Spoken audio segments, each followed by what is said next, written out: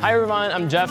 Today you can see that I am not indoors, I'm actually outdoors. I'm here in Taipei. So today I'm going to go on a special mission to take my foreign friend. He is here in Taiwan and I would like him to know more about this place. I also would like you guys to know how to introduce this beautiful place, Dadaocheng, to foreigners in English. So let's welcome our guest, Jonas. Hello everyone, my name is Jonas. Jag är Jonas Radianleider. I'm from Sweden and I've been here for 3.5 years. So Jonas, since you've been here for already 3.5 years, I'm wondering how much you know about Taiwan. Okay. So I'm going to do a very quick pop quiz for you to see if you really do know Taiwan. Okay, sure. I'm going to give you 4 options and tell me and guess which one or which regime has not ever conquered Taiwan before. Okay. So option 1 is the Dutch. Option 2, the Japanese. Option 3, the Spanish. And option 4, the Swedish. The Swedish, of course, has not occupied Taiwan so far. We are working on it. Yeah. Check out my channel. The Japanese, I am sure, has been here. Okay, the Japanese been here, yes. And then we are left with the Dutch. And the Spanish. And the Spanish. Yes. There is a lot of places that has kind of Spanish-sounding names here. Yeah. But that can also, I know the Portuguese has been here, but that was not an alternative. Because they said not occupied. Yes. Okay, I think the Dutch has not occupied. That's my guess. So you think the Dutch and the Swedish has both not occupied Taiwan before? Yes. Okay. So the correct answer is actually only the Swedish has never occupied Taiwan. Oh, the Dutch and the Spanish, they also were here, too. yes, in the 17th century. So right now I'm going to take you somewhere to get to know Dadaocheng, this place, better. Okay, sounds great. Okay, let's go. Do you have any idea what this is about? It looks like tea, if I should guess. I mentioned that tea was actually one of the main products here in Dadaocheng. Yeah. To make this place really rich and famous. So tea was introduced not by Chinese farmers. It was actually introduced by a Scottish merchant called John Dodd. Jeff, it's really interesting. Well, my legs are giving up. Can we continue up here? Okay, all right. The temperature and the weather, the climate here, is actually really suitable for tea. Okay. And they started to grow it, and it turned out that the taste was really nice, and they sold it to the whole world, and it became really, really famous under the name Formosa Oolong Tea. Oh, okay. Formosa Oolong Tea. I know it's the old name for Taiwan. Yeah. I think it's still used a lot on teas, right? Right. I see in the souvenir boutique, they sell the tea, it's always like Formosa something. Yes. Is this from Portuguese? Yes. It's from Portuguese. It's from Portuguese. Yeah, because when you asked me in the beginning, I thought Formosa, I think it's Portuguese. So today we're gonna go to a tea shop. This is a tea shop that already has more than 100 years of history. Okay. And we're gonna see the tea factory that is inside their shop, and they are still roasting tea every day. So they're still using it? Yes, they're still using it. And also now they open a cool tea shop just next door. Yeah. And we're gonna take a look and also try and sample some tea. Okay? Okay, sounds good. Yeah. All right, let's go. Let's go. We're now in the 100-year-old tea shop, and I want you to turn left and take a look here. I'm so impressed, even this guy, he got a mask. He got actually a really good mask too. So he's actually like the tea saint worshipped by the people who make tea. Is it based on a real person? It's actually a real person. We believe that he has found out that tea can be made into a drink, and it's actually really good for your health. So do you drink tea here in Taiwan? I drink some tea, but tea? I don't drink so fancy tea as it is here. Uh-huh. I just go to the India and order some tea there usually, or make by myself. You know, I watched some of your videos. I know that you often go to a place in central Taiwan called Puli. Yes, of course. So my wife is from Puli, and even her family is sometimes in the season working. And I find they have something they put on their fingers. I don't know if you know this. And they use this to pick more tea. She will wear something. Have you ever tried that before? No, I haven't, but I have seen that they have something. So here in this shop, this one cool thing and unique feature is that they are still roasting tea right here in this place.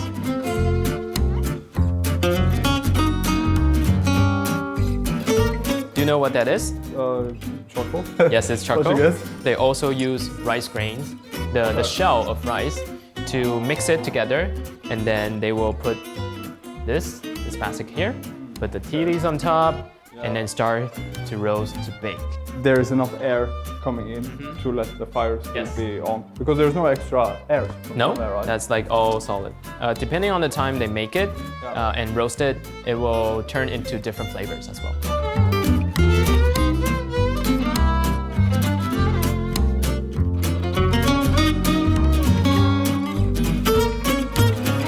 So Jonas, now we have a big challenge for you.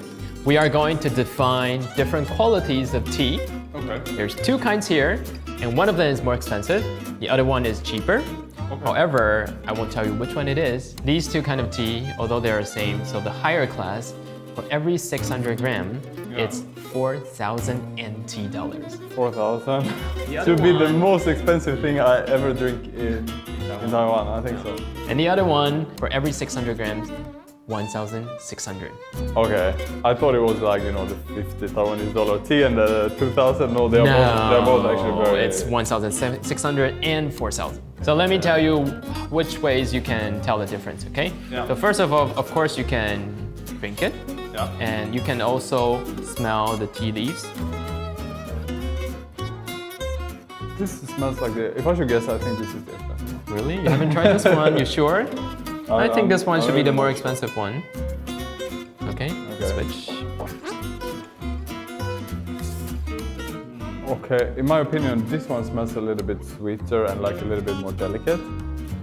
This one smells like a little bit like darker, but it's possible if you know a lot about tea, maybe you find a lot of different things inside the tea that I don't find.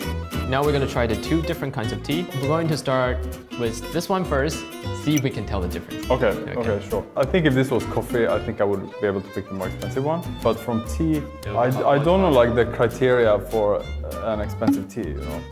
So I will base it on my heart. I'm afraid I'm going to lose. I feel he has something to gamble, you know. I have nothing, no one expects Nothing to me lose. to know this, I guess. All right, Okay. so Cheers. You can also smell it. Let it stay in your mouth for 1 or 2 seconds. This tea, I really like the taste of this tea. When I smell it, I feel it's really, how can I explain this? It's like dark and deep. But when I drink it, I feel it's kind of strong, but not super strong. I think this one is not as strong as the other tea I usually drink. And depending on the color of the tea, I also think this probably is a lighter one compared to the other one. Okay, so let's try the second one. Okay. I think it smells different. I think this one is a little bit stronger. And also, like there is more taste inside this one. The taste of this one is more expensive. If there is one I should take home, this one. But I base it more on the smell. Because the smell is really like, it's distinctively more sweet. I think the second one is definitely stronger, especially on the taste. But in my preference, I think I like the lighter ones. I like the first one. What's your choice? Which one is more expensive? The first or the second one? I go for this one. I go for this one. Now I'm having a hard time deciding. I think that one, the second one, is definitely maybe the more expensive one, but maybe I like the cheaper one. So I think I'm going to select the first one, since I like the first one. Okay, I'm going for the first one and think the first one is the more expensive one. So we have different opinions. Yeah. So are we going to reveal the answers? Let's ask the master. So which one is the more expensive one? Oh! I got it. I didn't know I could pick the 4,000 something tea. Okay. I guess I'm always going for the cheaper. I'm sorry, Jeff. I'm sorry. So can you tell us the difference between the two different kinds of tea? 一样的茶，你会发现，相同的香气，可是喝完之后，你会发现它留在嘴巴里面的滋味的丰富度会比较明显。Okay. 甚至就是说，你嘴巴都已经没有茶了，它香还在跑。Jonas, I was wondering if you have ever heard of this song. Yeah, this is Dadaocheng, right? Oh, you know her. Yeah, wow. I can hear directly. Yeah, this song. Teresa Dunn. Do you know the name of the song? No, I don't know the name of this song. No. But I know, because sometimes I just play her songs and this one pops up, so I definitely know this song, but I don't know the name. The name of the song in Mandarin is called 雨夜花. And the composer and the one who put up the lyrics, they were actually living in Dadaocheng at the time. I didn't know. I care a lot about this kind of old music stuff, you know. You like it, right? I started off because I wanted background music to my videos. So I just type like Taiwan 60s music. Some people think my wife introduced me to this. My wife hates those songs. Like I always say, she's like, don't put this in your video. So I started putting in my video. A lot of people thought it was like funny. So Jonas, after we tried some tea, Well, it turned out you're an tea expert, and right now we're gonna... Expert at guessing. Yes! Yeah. And I'm gonna take you to check out the other highlights, features of Dadaocheng area. We're gonna try out some dry goods. Okay, sounds nice. Okay, let's Okay, go. go away, yeah.